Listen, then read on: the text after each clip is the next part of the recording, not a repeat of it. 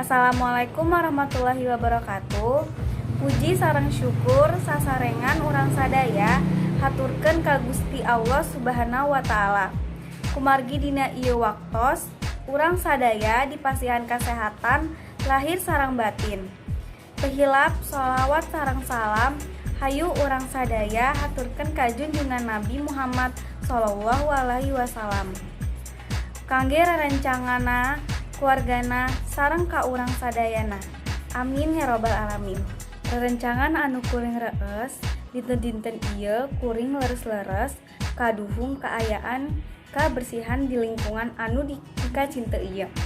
Kumaha carana kuring henteu ampir diunggal juru lingkungan ieu aya plastik sareng sampah sanes anu sumebar sareng oge kebon anu pinuh ku sampah, jamban oge kotor pisan.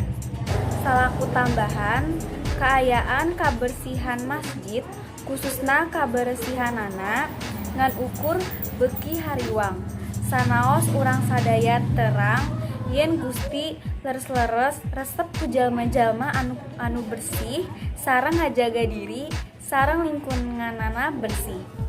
Kusabab kitu hayu tetep dijaga bersih kumicen sampah dina tempatna sareng teras ngabersihkeun lingkungan sakitarna. Meureun eta anu ukur kuring tiasa nyarios ka babaturan kuring.